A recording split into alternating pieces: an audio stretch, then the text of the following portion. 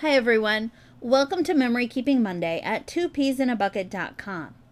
I'm Lisa Truesdell, and for today's Christmas Eve edition of Memory Keeping Monday, I thought I'd walk you through my process of building a holiday layout. I just released a workshop called Start Here at 2Ps. It's all about using inspiration pieces as starting points for your layouts. Today I wanted to give you a little peek into the class by making my layout with an inspiration piece for the design. Here's the piece I'll be using. It's a mixed media design, and I wasn't able to track down the source via Pinterest, but it seems to be a part of a group of designs all done with different letters of the alphabet. I was drawn to the basic composition of the piece, as well as the way the papers are layered. I knew this piece would be easy to translate to a scrapbook layout. Before I get started with the page, I want to make this inspiration piece into a sketch.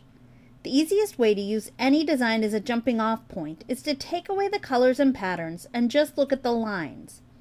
The major elements in this piece are the long, skinny vertical rectangle, layered shapes arranged in a horizontal line, and a big circle that intersects the vertical and horizontal lines. As I said, I'll be making a Christmas page today, but I've never been a fan of the traditional red and green for my holiday pages. I've got a mix of holiday items here from Crate and Studio Calico in non-traditional colors, as well as a lot of everyday products. When I'm using an inspiration piece for a design, I look first at the strongest lines in the piece. In this one, there's the vertical and the horizontal in a circle where they meet. I'm going to make the horizontal section wider so there's more room for my photos, and I'm cheating a bit on the circle by using this paper from Crate that has a circle design on it. I'm going to overlap the papers and photos along the horizontal to mimic the bits and pieces in the inspiration piece. To give the circle a little more presence in my design, I stitched over the lines in the pattern paper and completed the circle shape on my background. Now I'd like to add another layer to this horizontal grouping, so I'm going to stamp this journaling block from Kelly Perky over the pattern papers. When you're stamping over layers like this, you run the risk of an uneven image. You'll want to apply more pressure to your stamp block than usual and be ready to embrace a little imperfection. I want to go ahead and add one more layer to this grouping, and this wide washi tape will be perfect. The gold stripes add the perfect amount of glitz for a holiday page. It will also help to anchor everything here and create a more defined horizontal line like in our inspiration piece. Once that's done, I'll go ahead and add my photos back to the layout, and then I want to spell out a title above my focal photo. I had originally planned on using these little wood veneer letters from Studio Calico, but they really don't feel quite right now that I've started putting the page together. I found these silver letters from Pink Paisley in my stash, and I think they'll be a better fit. You can also see that I added some journaling under my photos. If you had more to say for your page, the top right corner would be a good place to add more without throwing off the balance of the design. While I was adding my title, I realized that the alphabet that I'd chosen was out of I's.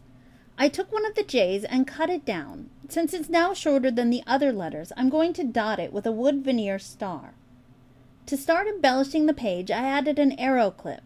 Since I'd already stitched down this striped paper, I took my craft knife and cut a slit in the page underneath it so that I could slide the clip through. Now I want to add a wood veneer arrow from Freckled Fawn to the opposite side of the page, and then I'll add some small accents in a row underneath it.